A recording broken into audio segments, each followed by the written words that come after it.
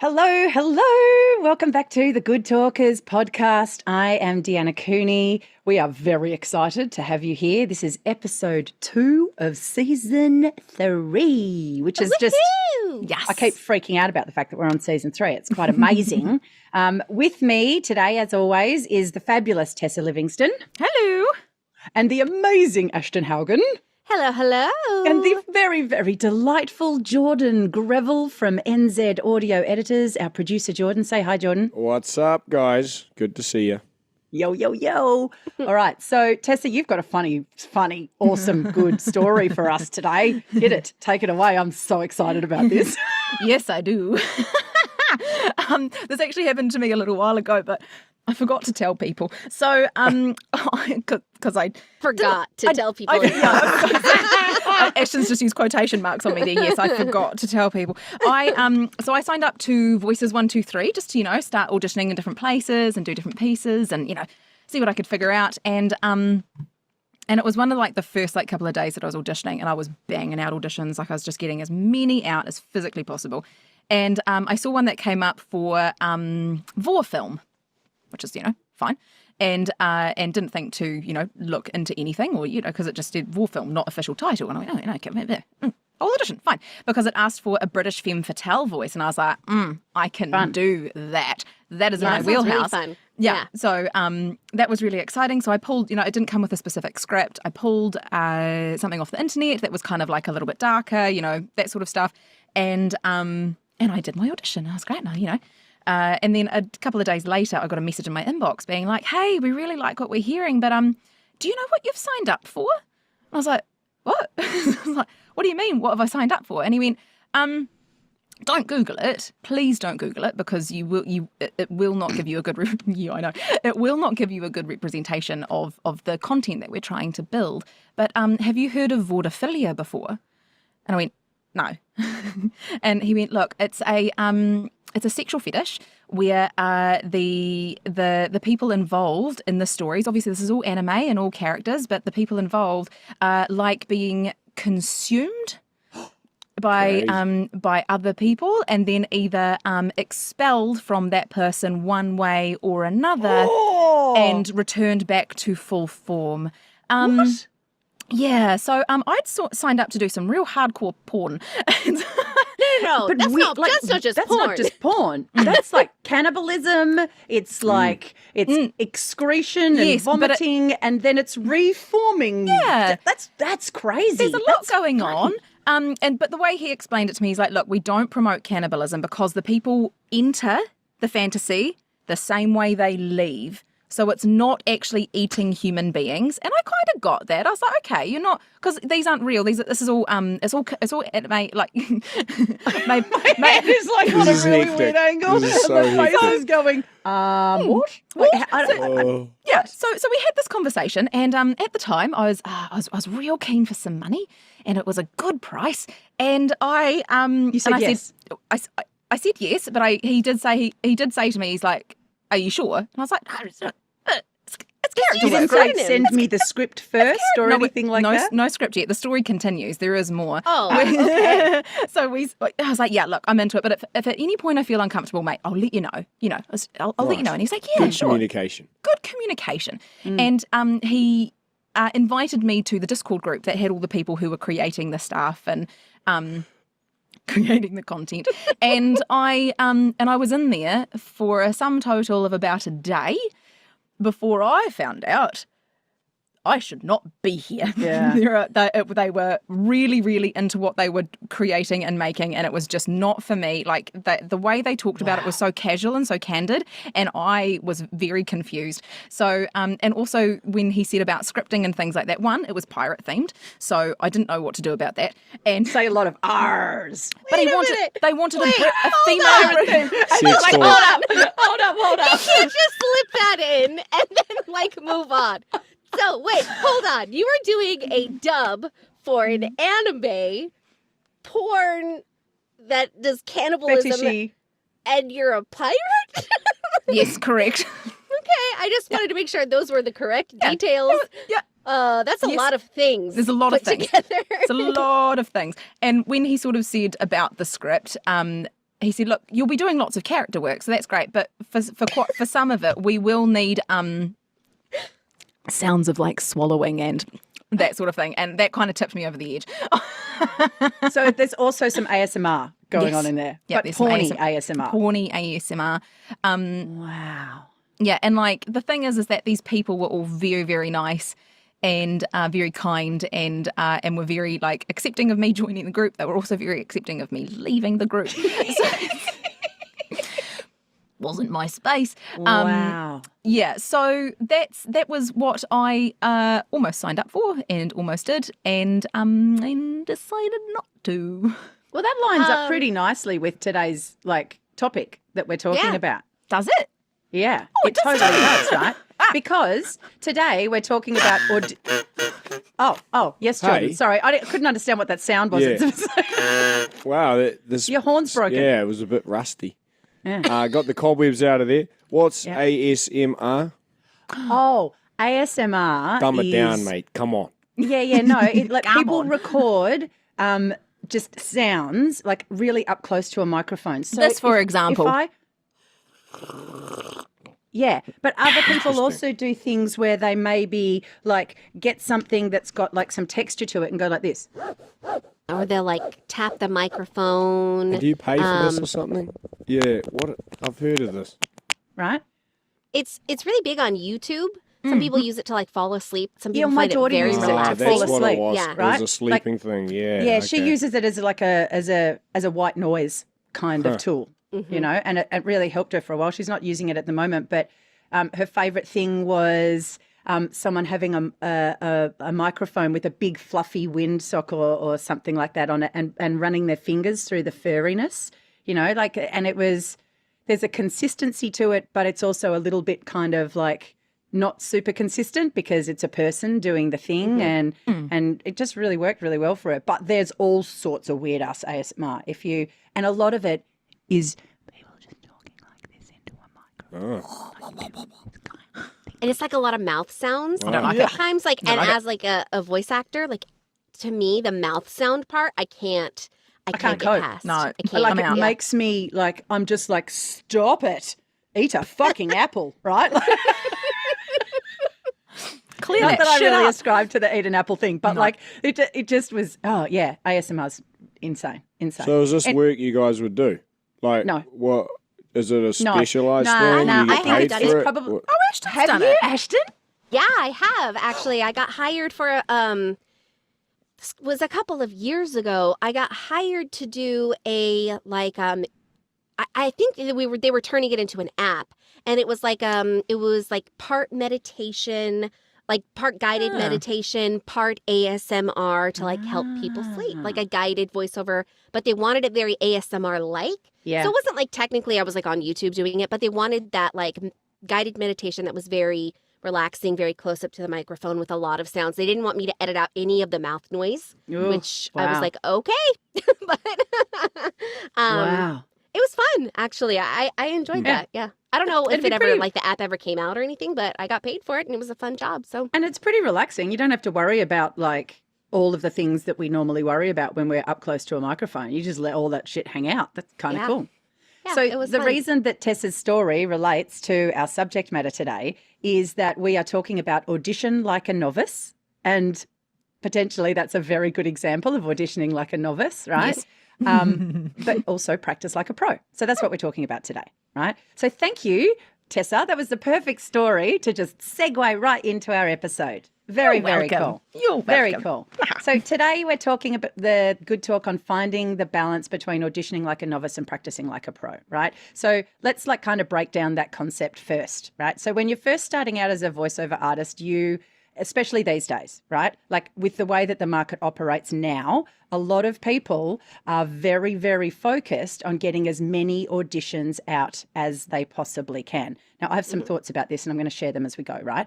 But the concept is, well, it's a numbers game and I've got to pay the bills, right? Like I'm really keen to make money quickly, right? So people tend to approach it like just rip out as many freaking auditions as you possibly can in a day because something's going to stick, right? And there's some validity to that, right? But you also need to be very, very aware of how limited you are in your skill set really early on, and that there's a lot of training required to get better, and that takes a lot of time as well, right? It can feel really overwhelming and challenging for people, like finding that balance between practicing to build skill set and craft and all of that kind of stuff, but also auditioning enough to kind of get the runs on the board and start finding people who are going to hire you, you know?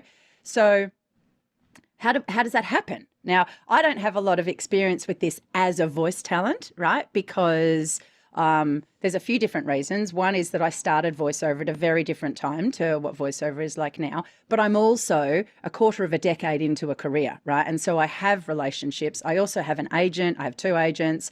I'm repped, all that kind of stuff, you know. So my way of getting work is quite different to a freelance voice talent who's out there like banging out auditions and trying to like, you know, find as many different people that they can work with as possible, but also find as much work as they can possibly find, right? So how do you balance that? How do you balance pushing auditions out with the time it takes to learn new skills and put those into your auditions? What are all the options, right? And you two are going to have like lots and lots to offer in this space because this is the space that you work in, right? So before I share my ideas around the challenges that can arise when you audition like a novice, right? Let's talk about finding that balance, right? Is there a way to break this down so that you've got a plan? Is there a sensible way to achieve both where you feel like you're auditioning and you're learning? I think it's going to be different for everybody, first of all, because everybody comes from a different background. So like me and Tessa, we both have experience in an education in acting, and that it really lent itself to us not starting from what I would think is like the very, very bottom. We have some knowledge of acting and things like that we can bring to the voiceover space when we were very first starting out. So yeah, I think that's something to keep in mind. That we had that education before we started, but when I still first would have had started plenty out, to learn though, right? Oh, absolutely. Oh, I yeah. didn't know what I was doing like at all when we first started. But I do feel like I wasn't starting from like zero experience. I had a little bit of experience, stage experience and acting experience and things like that. I didn't have any recording experience, which that was a huge learning curve. And So when how I did you first, balance it? How did you balance pursuing work and practicing at the same time? I just started auditioning. I really just started auditioning, which I wouldn't say is like the wisest thing in the world. It's not something I would totally recommend nowadays. Now, at the time, I had no income. So I had better start making some money. So I was auditioning and auditioning and auditioning, made a lot of mistakes, especially like some of those very first audiobook jobs I did. Not, I would say, the caliber of work that I would put out today. That's really normal, But I though. learned along the way. And yeah, I learned along the way. I feel like the process of auditioning is also a learning like experience as well. I feel like you get a lot of learning from the audition process. But had I not started right away taking classes and doing workshops and bettering my craft, I don't think that just auditioning alone would have gotten me very far at all. I think the main thing that has kept me going in this career is that I've kept learning. And every time I learn something, it pushes me further. And every time I learn something, it pushes me further. So I would put an emphasis more on learning to start rather than just auditioning. Diving straight in. Yeah. I also think it's kind of, even though this is something I did, looking back, I don't think it was a very wise business decision or a very ethical business decision to learn on a job that someone is paying me to do.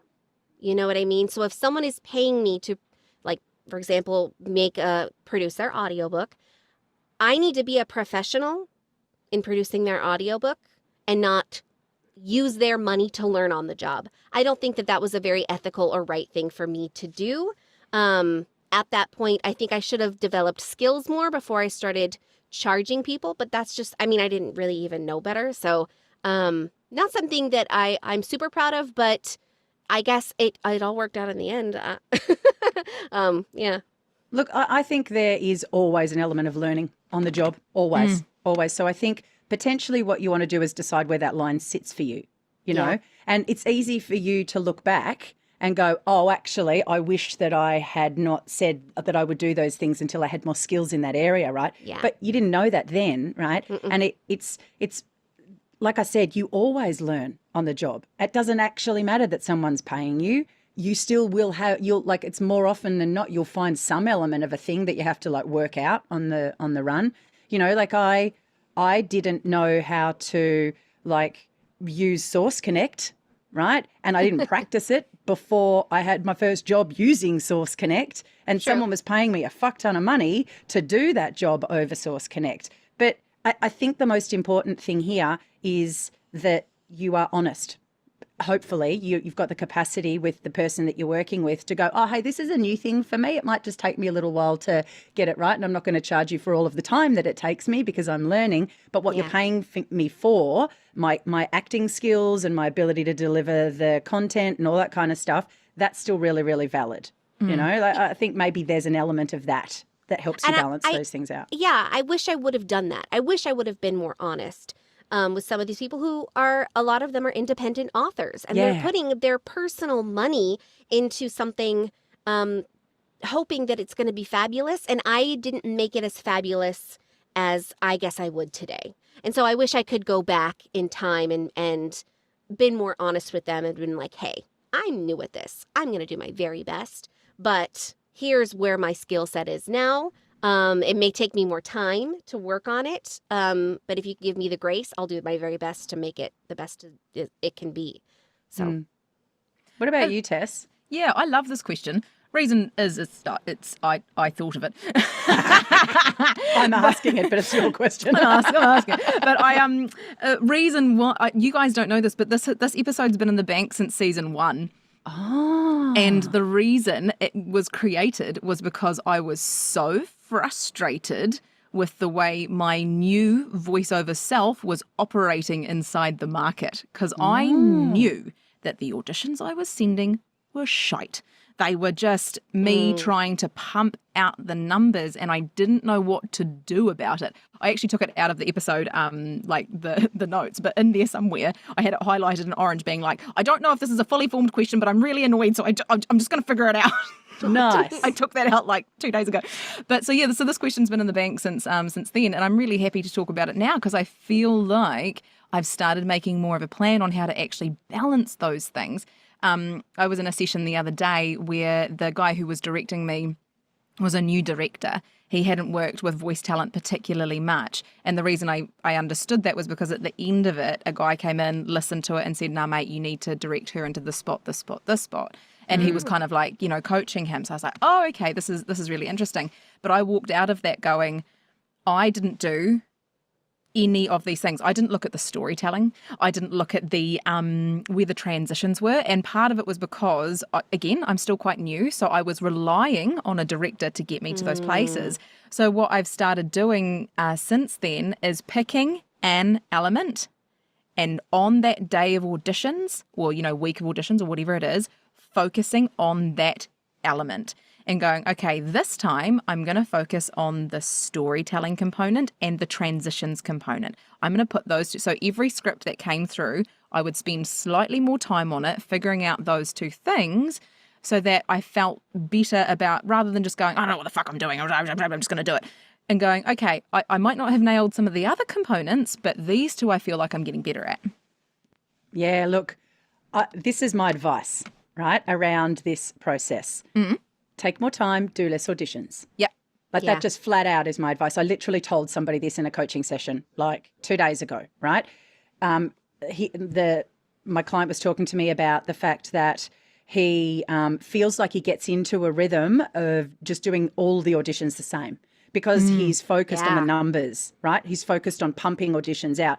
And what happens when you focus on the numbers is you fall into your patterns, because that's the only way that you can get through things quickly, right? You have to lean into what you can already do, right? But that, like, firstly, that cuts off any opportunity for learning, because all you're doing is getting better at the things that you can already do, right? Which is fine. There's nothing wrong with getting better at the things that you can do, but it doesn't expand you as a talent in any way whatsoever, right? So that's one of the risks of just banging out shit tons of auditions and going for the numbers, right? You just wind up doing the same thing. And some of that will stick, right? Because there will be clients out there that want that element of what you can do, right? But like I said, it doesn't teach you anything. You don't get to learn. You don't get to explore. So my advice to him was do less auditions, spend more time on the prep before you go into the audition. And that is basically what Tessa's doing, right? She's gone from just picking up a script, doing her as she is, boom, straight onto it, send out a bunch of those in a week, right? 2, saying, okay, this is what I want to get better at. And so I'm going to concentrate on this element, and I'm going to spend longer preparing that component so that I know that I'm delivering something different or unique or interesting or more like specialized for this particular audition, right? And it's a much, much, much better way to approach things. You will do less auditions. The number of auditions that you pump out will drop, but your skill set will grow and you will do better auditions. And for me, that's actually more important. I think you're better off doing less and doing them better than doing a heap and not really caring that much about the craft of what you're doing. What a tricky conundrum to end up in, though, right? Because at the beginning, the finances, the fear of that really outweigh. And it's such, like, to be able to ground yourself into the thought of, no, if I do this better, if I take some time, I'm more likely to book a job versus if I get as many out as possible, I'm more likely to book a job. Yes, and it's such that's a massive shift. It's a massive shift, and it's really only happened for me in the last month or so. Yeah. So it takes, and also I think it takes a bit of a mindset of trust in yourself as well, of being like, no, I can do this. And my fear of not booking anything is actually inhibiting me from booking things. It's so tricky. Yeah. Here's the thing. Anyone can go out there and buy a microphone. Yes. And anyone can get on a lot of these websites and start auditioning for stuff. And smash them out the park, right? And I don't mean in a good way. I mean in a numbers way. Yeah. In a numbers way, right? Because, we're all told it's a numbers game. And we're all told you can't win the audition that you don't, go out for. And we're all told these things. However, the people that are in like the column of like what talent buyers want and what people are looking for are those professional people, the people who do take the time to look at a script, to make sure that they are doing an excellent job, not just smashing numbers out of the park because they bought a microphone and they have a closet and they decided that this is something that they want to do. It's the professional people who are getting the jobs, not the people who are not wasting their own time, but kind of wasting their own time. Doing their own time, maybe? Yeah, misusing their own time by not putting in the work where you should be putting in the work, which is getting better at your job before you try to go out for things that you may not have the skills for yet. And that is not shameful. No. Not everybody is going to be ready to do everything right away. No. There's no shame in taking your time to build up your skills. It's scary because, like you said, the financials could be, but this is where scary. you get another job, right? This is where you set yourself up. Go back an episode and listen to the first episode of season 3, right? We literally talked about this, right, in one of the questions. Have other ways of earning money. As soon as you put all of the pressure on this one thing to earn you money, it shifts your mindset from how do I be great at this to how do I make this make me money, right? And that mindset, you need a bit of that, right? You definitely need a bit of how do I make this make me money? But how you make this make you money long term, and that's really what you want to be thinking about. Yeah. Big picture, long term, is by being good at what you do and by Yes. being a versatile, diverse talent, right? Who can do different things, who can bring different stuff. Now, that Yes. doesn't mean that it's like if you do one thing and you do that one thing really, really well, fantastic. But that doesn't mean every read sounds the same. And that's what happens when you just pump out auditions for the numbers because you're desperate to book something and make some money, right? Right. Everything sounds the same. And there is not a single instance in the world of two scripts next to each other that should sound exactly the same. It does not happen ever, right? It just doesn't happen. So if you're pumping shit out and every single one of them sounds the same, yeah, you might win something in the numbers game, but you're not setting yourself up to do well. And the shift is from short-term gain to long-term like success. Yeah. The mental shift, Yeah. I think. I think you just said it too, Deanna. You're pumping shit out because that is what it is. You're not pumping quality out. Yeah. You know what I mean? You're doing it to get it done, and that's always going to be more shitty and less quality. Yeah. Yeah. And if we're talking about it from like a vocal standpoint as well, you are practicing a habit that you are going to have to break. Yes. You are if you're doing 20 auditions a day, that's 20 auditions that sound this way that at some point you're going to have to undo. Which Yep. is interesting because we got taught that at acting college all the time, like breaking vocal patterning, quit it with Yes. your vocal patterning. And I think the other thing that sums it up so beautifully, Ashton, you've said this to me before, and I'm not sure if this quote comes from you or if it's a quote you've heard before, but Okay. it's there are no beginners in voiceover. Yeah. Yeah. So There's if no you L are- plates. Yeah, if you are pumping out auditions as a beginner, nobody's going to give you the time of day. Right? Well, yeah, if you sound like a beginner, if you Yeah. are a Yeah. beginner and you have the right skills, nobody's also going to care that you're a beginner if No. you can do it. Yes. You know what I Yes, mean? yes, So yes. that's Yeah. the difference. If Yeah, you have the completely. skills or not. No one cares how new you are at this if you're good. Now, if you're not good, then yeah, you're new, then well, now you know what you need to work on. Yeah. Because you're not going to be in that audition like potential column until you have the skills that compete with the people like Deanna who have done this for, 20 years. They're not going to care that you're new. They're not going to care that Deanna's a veteran. They're going to No. care about who's right for the job. Yeah. Yeah. Period. Ugh. Beautiful. And I loved how passionate you were about that, Ashton. If you're not watching the video of this, that hand was up and it was right in there. I loved it. I'm not even Italian, but like it came out of me. Get that hand in. Get it going. Oh, it's such an important thing cause I think why it's been such a detriment to me initially to start off with is that I thought it was going to be easy. I've been Yes. told I have a nice voice. I've been told that I'm expressive. I've been told all of these things. And so when I started auditioning, and because, I'm quite self-aware and self-critical as well, I started listening back to them and being like, people have lied to me.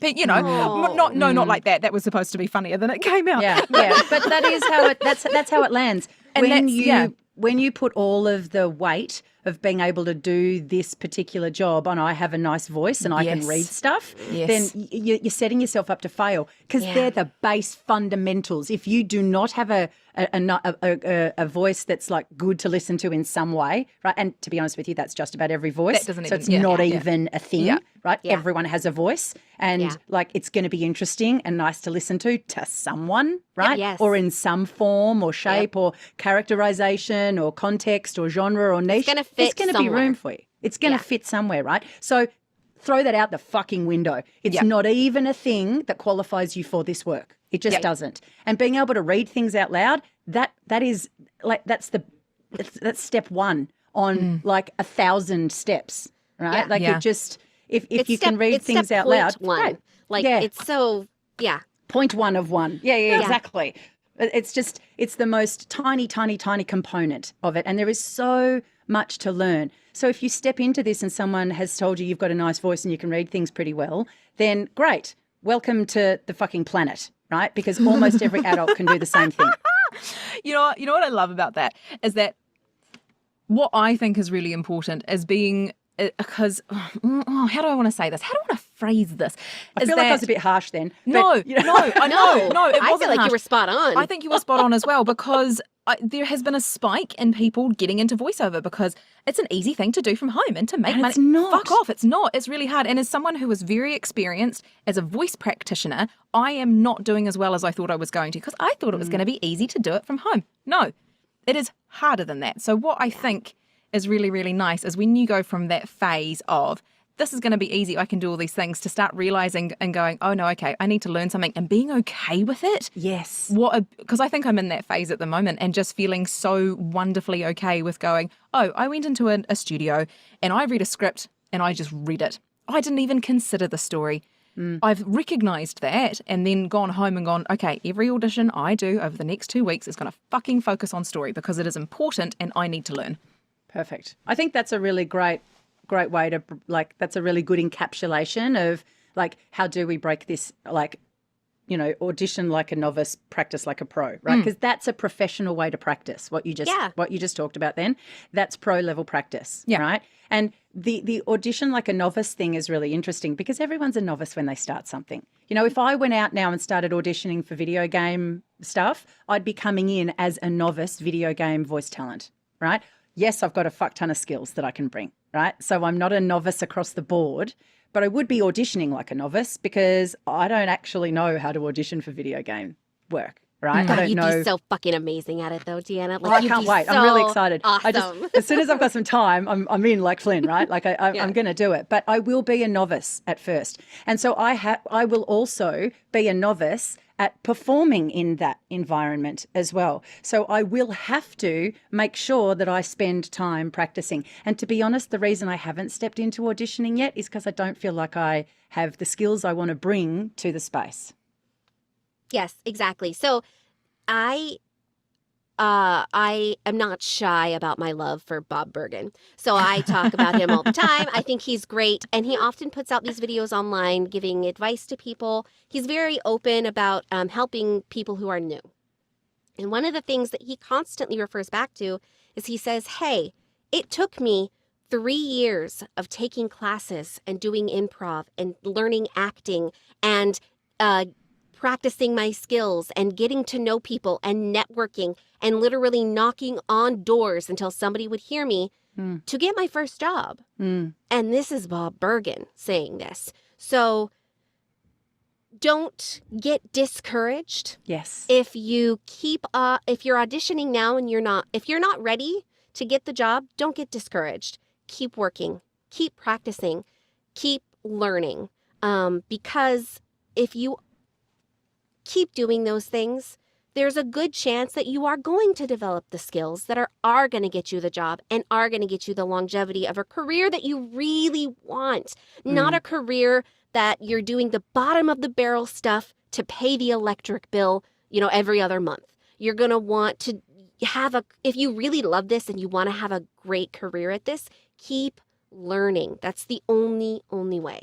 Hand was up again, by the way. Ashton, that was amazing. You had the whole hand thing going I'm again. very passionate today. This is what happens when Ashton's passionate. Her hand gets like, yeah, I'm involved in the conversation. Yes. Gorgeous. Also, I painted my nails to match I the just shirt, so maybe love that's it. what it It's is. so cute. Yeah, so great. Hey, look, one other thing I want to add to that before we move on is that it's really important at that novice stage that you're getting advice from people who know what they're talking about. Yes. So I had a conversation with a voice talent the other day who's a trained actor, right? And she made a demo like 18 months ago, sent it out to all of the people that she was told that she should send it to, got nothing back but like, thanks for sending it in. It's great. We'll let you know if anything comes up, right? And she was taking that as, oh, it's okay. Everything's going well. I'll just keep doing it. But 18 months later, she's not booked anything at all, And we had a very frank conversation about quality over quantity and whether or not the demo actually represents her appropriately, but also does it even fit in the market? And I flat out said to her, are you good enough? Are you, do your skills match those of the people that are working in the space that you want to work in? And she went, oh, no, they don't actually. I'm not good enough yet. I'm like, great, get better. right? Get some training, do some training with me, with someone else, doesn't matter who, right? You can do it by yourself if you want to, right? But practice, train, learn new stuff, get better, get to the level that you want to get to. But without that, and she said to me, oh my God, you are the first person that's like been honest with me about that. So talk to people who are going to be honest with you, right? Yes. If you surround yourself as a novice with people who are going to blow smoke up your ass, right? Then, or even just don't know well enough to understand where you're at in the grand scheme of things, you know, if you're hanging out with a bunch of other novices who look at what you're doing and go, oh, that's awesome, because it is in that context, that's not going to help you. What you need to do is find somebody who is where you want to be and will be honest with you about whether or not you're even there yet and what you need to do to get there. It's really important. If you want to practice like a pro, you have to get information from professionals so that you can lift to their level. I had the exact same thing with a client I was working with for accents for their demos not too long ago. And they wanted to put every accent under the sun on their demo. And as we were doing this, I was going, okay, well, if you can, let's just work through them and we'll do them. And we were working on like a general British accent. And she went, and I had to coach her through half of the lines to get them to do them. And she went, cool, well, I'll just go home and I'll just do this and then I'll put it on. And it was the first time I've ever really done this. I went, don't do that. She went, what? And it kind of like took her back a little bit. I was like, do not do that. She was like, why? And I was like, if you book that accent, can I sit with you in the studio and help you do it? And that was the answer. And she went, oh, no. Yeah. And it was kind of that, it all wraps into that sense of going like, don't be afraid to know you can't do something, but you're willing to work on it. Because again, she was in that state of fear of going, this agent has said that they like me. They want to get a couple of samples from me. I want to make sure that I can show them that I can do this and this and this and this. And I'm like, mate, you can do these two accents really solidly. Stick with what you can do. Yeah. Learn this one off the side.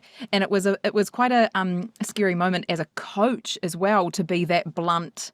Don't do that. I'm telling if you're coming you, at it do from not love, do it. if you're being loving and kind while you deliver the information, that's better, right? Like, honestly, kindness is not about making someone feel good in the context of being a coach, right? You have to lead from a place of integrity, right? And if you don't lead from a place of integrity, then you're not a very good coach, in my opinion, right? You're not being a good teacher. It's not your job to make people feel like...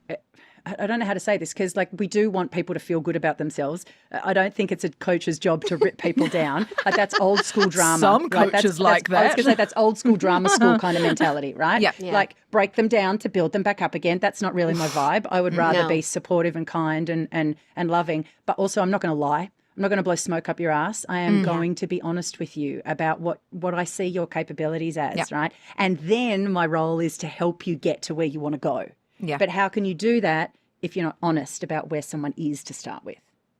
Well, I think that is probably the most kind thing you could do because think about it. So Tessa, if you had your person who you were coaching and say they had all these accents on their demo, somebody heard it, wanted to hire them for one of those accents, what's going to happen to that person and their self-esteem? Yep, when and their they career. get in there and their career and they can't do it without you. Yeah. Yeah. You know, so it is way more kind to say the truth than it is to, you know, give them whatever they want or say like, yeah, you can do everything when they can't, you know. Well, none of us can do everything. But if, you know what I mean? Like, I feel like that was way more kind of you as a coach to do. And that's where I feel like it wraps all the way back to what Deanna has said. Talk to people who know. Because if that had been anybody, she might have done it and she might have ended up booking a job and it might have been the most horrific experience of her life. Talk to people who know. And who aren't in it just to take money from you.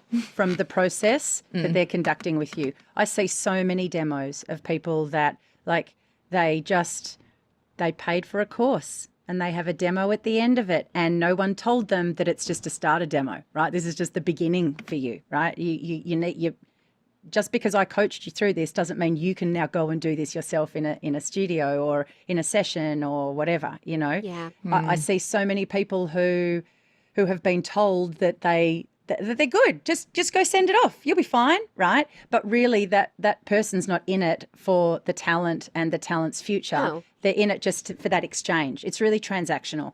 And Right. so you have to be careful who you have to bring discernment to information that's Good given word. to you. Good Right? word. It's really, really important that you bring that discernment and bring your own like questions, right? Like, okay, thank you for telling me that.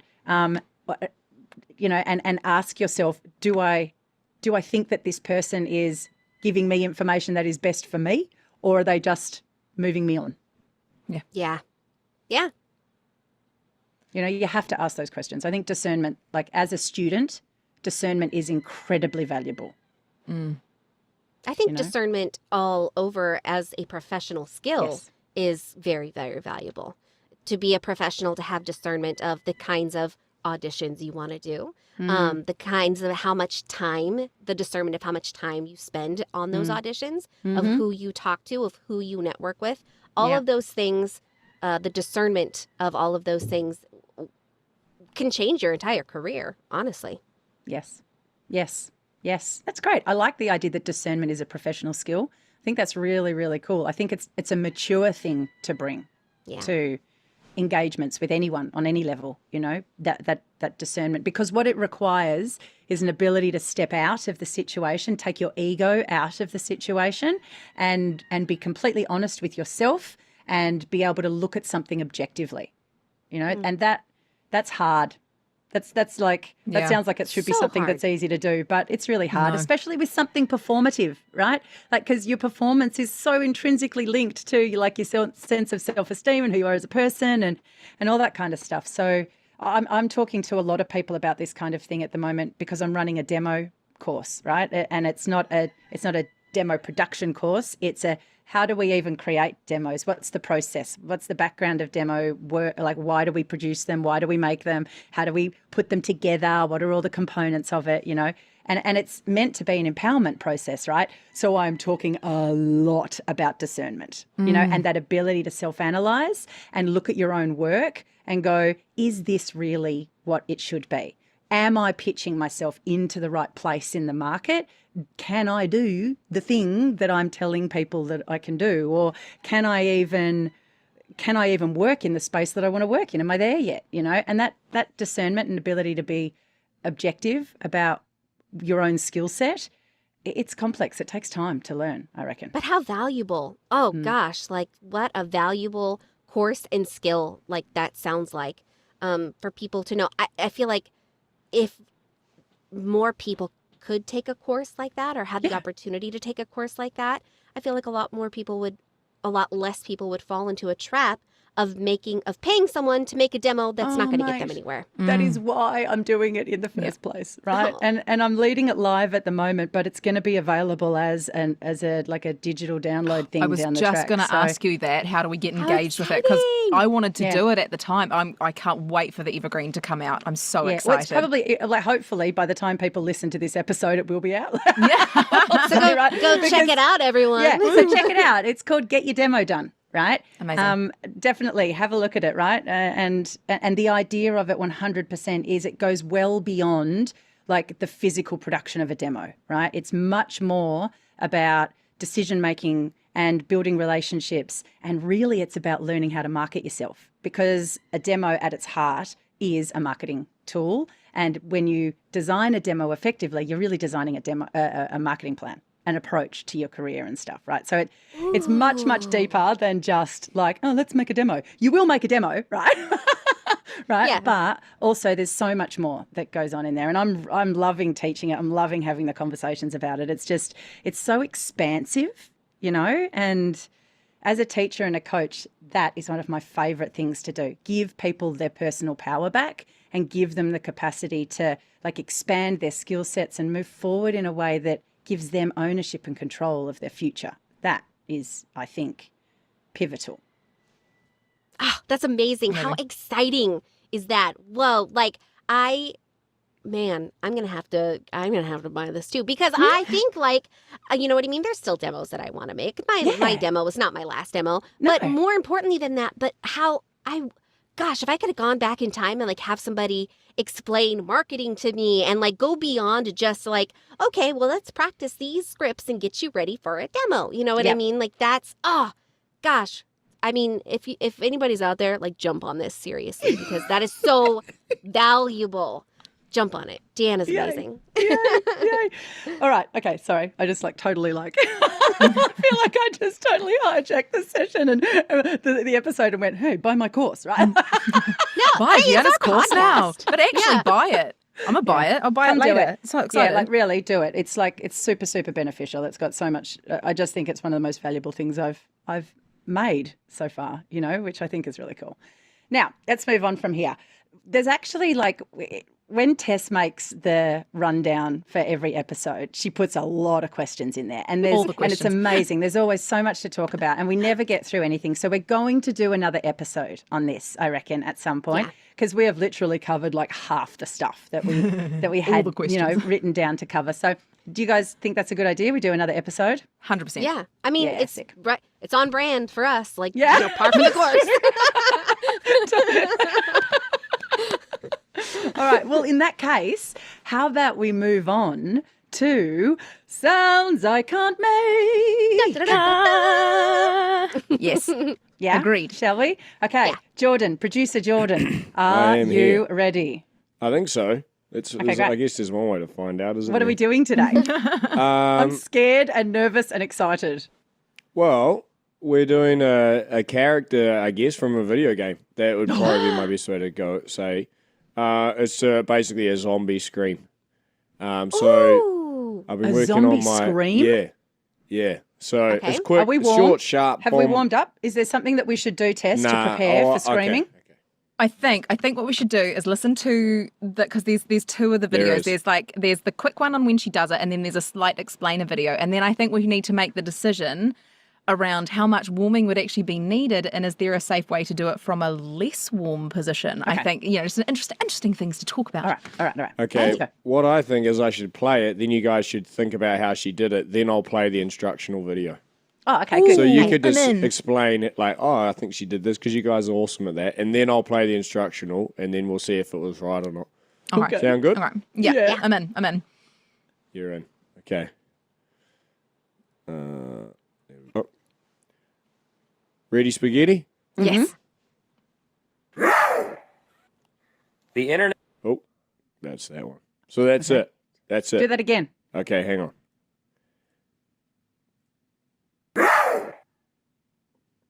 That's it. Mm-hmm. One more time. Yep. Okay, that's the other video. This one.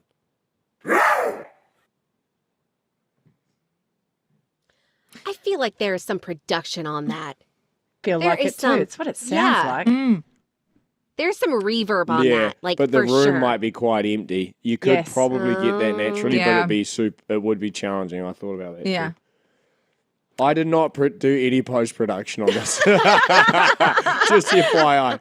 Not Jordan fucking with us and being like, Yeah, try and yeah. make this sound. They'll never make this one. Ha ha. So what is going on there? It's a it's like really breathy maybe. And to me, it's like super wide in the Yeah, pharyngeal that's what I space, did like too. throat I went, space, right? See, I don't think it's an expel. I think it's a breathe in. Like it's a, Oh my god. you know. Oh, okay. But But there's higher also Yeah. a ra in there. Yeah. But see, I think if you go in, then you're going into things. So, like in speech therapy, we would call that stridor. So talking in this way is called stridor, and I don't think she sounds like that. I think it's I still think it's propulsion of air. Really? Yeah, I do. I don't know. Oh, I've never should been we able to find do a out? zombie Growling. scream with propulsion. I always have to breathe in. Air It's like out. a dog barking. Should we find out how she did it? Hey, we were supposed Okay. to not be practicing, and then we were meant to be. Sorry. We're meant to be warming Okay, good. up after we Sorry. learn about the instructional. So, is everyone happy with what they've said about instructional stuff? Yeah. Yeah, I guess so. Yeah, sweet. Okay, let's go again.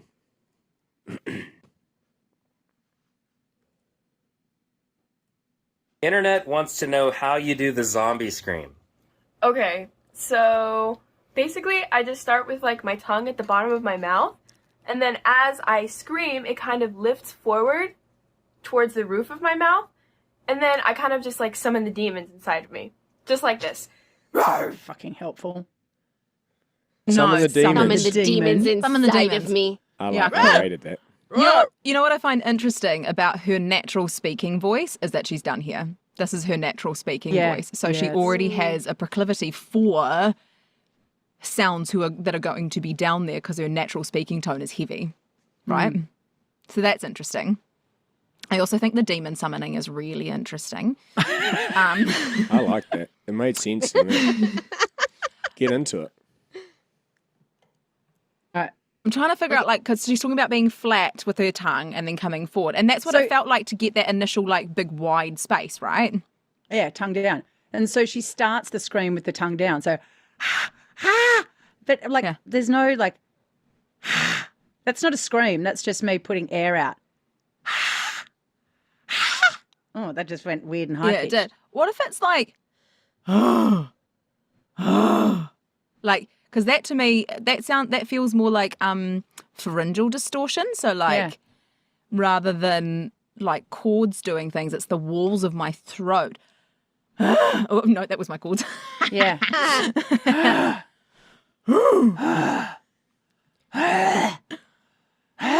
But it's Don't also cough very anything like up. I'm gonna vomit.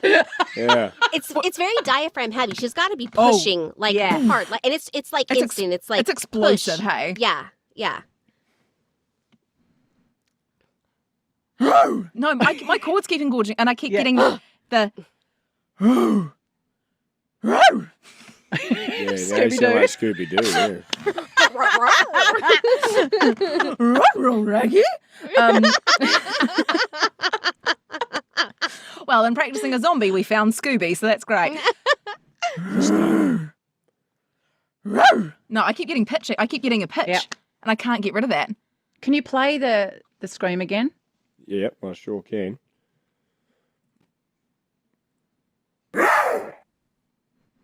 God, there's so much echo. So much echo. Can you play the second one again? Because it sounds a bit different in the second one because she's not in the same space. That's true. Mm. I'll go to the end. Like this. Row, row, row, row. One more time. There you go. Summon the demons inside of me. Just like this. It's quite Oh. impressive.